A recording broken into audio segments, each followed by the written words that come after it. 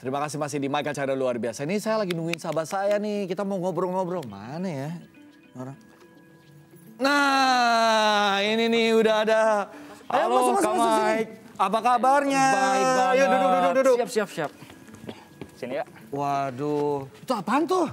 Ada hadiah nih buat Waduh, pakai repot-repot segala. Jadi enak saya. Ya udah, makasih ya. Oke. Waduh, apaan sih nih? Saya buka ya. Boleh.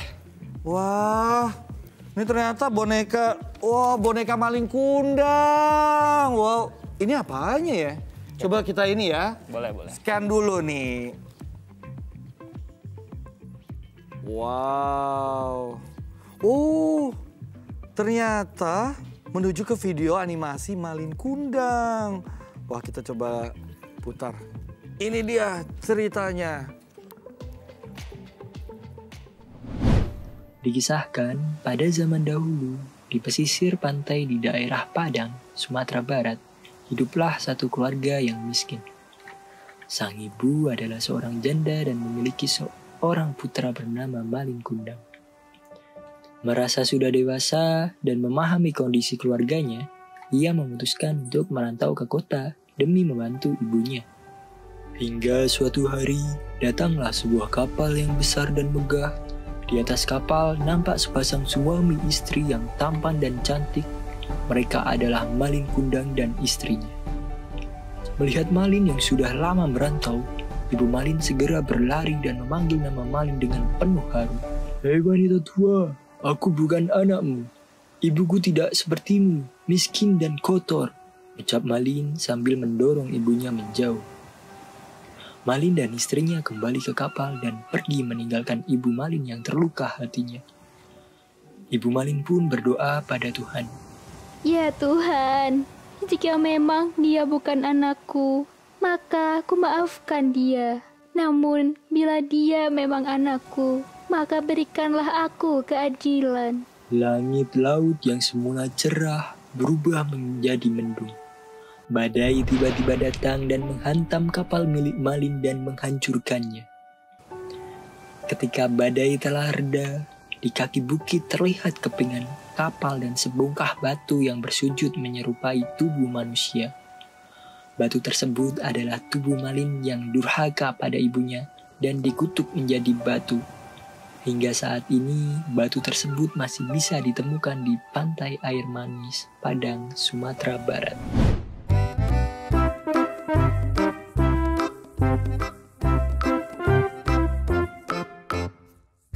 Lucu ya? Inilah boneka yang dibuat dari karakter cerita rakyat Malin Kundang asal Sumatera Barat. Agar terlihat nyata, boneka karakter karya Anugrah Dewa Ale Kuncoro bersama 3 rekannya ini dikemas lengkap dengan pakaian dan atribut daerah asal cerita tersebut. Menariknya, boneka ini terhubung dengan video animasi yang muncul saat si pemilik memindai barcode yang tertera di boneka. Boneka toko cerita rakyat yang terintegrasi dengan teknologi ini merupakan tugas kuliah Anugrah beserta 3 rekannya sesama mahasiswa Universitas Gadjah Mada di tahun 2020. Pesan moral dalam tiap boneka cerita rakyat yang diberi nama Bobusa ini bertujuan untuk mengedukasi anak-anak. Tentu saja, boneka Bobusa ini harus dibuat lebih banyak lagi agar lebih banyak pula cerita rakyat di Nusantara yang bisa dihadirkan.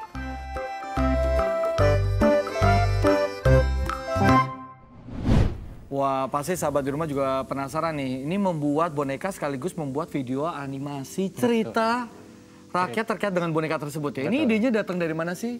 Iya Kak Mike, jadi awalnya kita itu kan satu tim gitu waktu kuliah.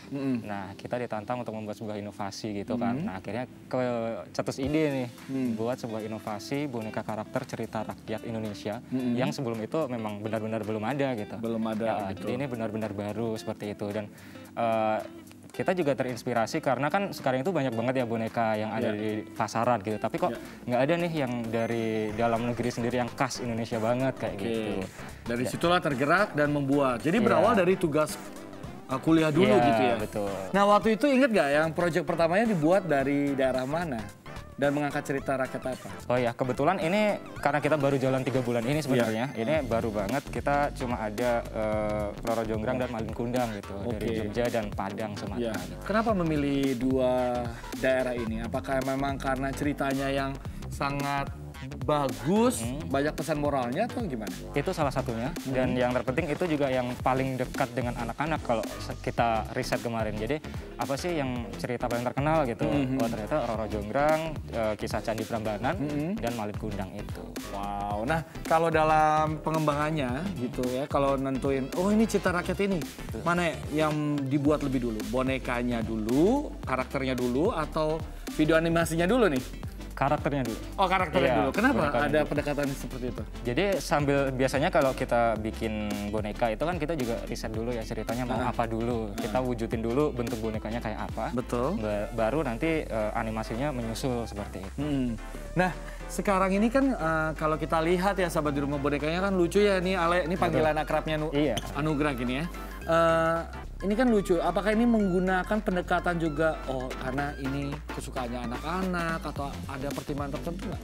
Iya, itu benar sekali Kak Mike. Jadi awalnya kita bikin boneka itu kan kita pengen memvisualkan gitu kan. Sebenarnya karakter cerita rakyat itu seperti apa kalau dijadikan boneka gitu. Makanya kita juga bikin karakternya ini selucu mungkin gitu di mata anak-anak. Tapi real ya, sesuai dengan tokohnya gitu ya, ada pakaiannya segala macamnya. Makanya kita sesuaikan, misalnya pakaian ini kan untuk Roro Jonggrang seperti apa namanya putri kerajaan Jawa, khas Jawa, lalu untuk yang Malin Kundang ini dari Padang seperti itu. Jadi kita menyesuaikan. Banyak pesan-pesan moral yang baik begitu ya, makanya kita fokus sama ini ya.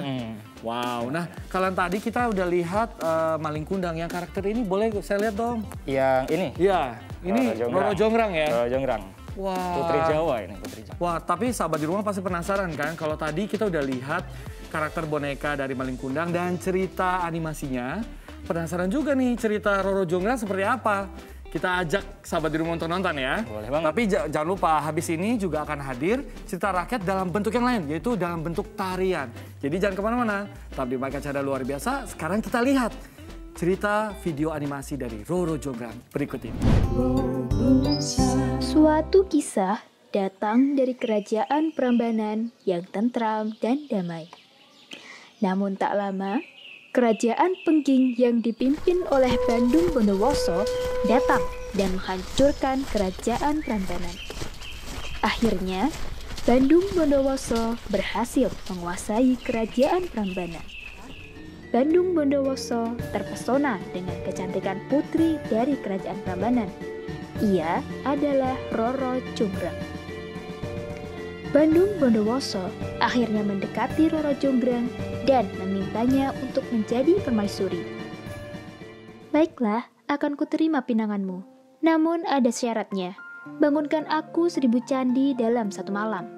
Baiklah, akan kubangun 1000 candi megah untukmu. Dengan kekuatan sakti yang ia miliki, Bandung Bondowoso meminta para jin untuk membangunkan 1000 candi yang diminta Roro Jonggrang. Sebelum malam berakhir, 1000 candi hampir selesai dibangun. Roro Jonggrang yang mengawasi pembangunan candi itu merasa cemas. Akhirnya, Roro Jonggrang membangunkan para dayang dan meminta mereka untuk menumbuk lesung padi. Suara tumbukan lesung dan pancaran sinar dari api membuat ayam berkokok seakan menandakan waktu sudah pagi.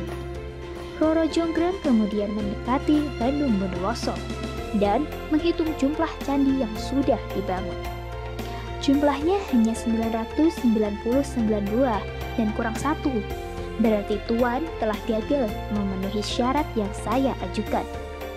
Bandung Bondowoso marah mengetahui ini adalah perbuatan Roro Jonggrang yang curang. Kau telah berbuat curang, akan kujadikan kau patung ke-1000. Seketika, badan Roro Jonggrang berubah menjadi arca dan melengkapi candi ke-1000. Batu tersebut dikenal sebagai batu Arca Durga dan kini candi tersebut dikenal sebagai Candi Prambanan yang terletak di Yogyakarta. Kanan, yes, kiri, bisa? Oke, Silang, belang. belang.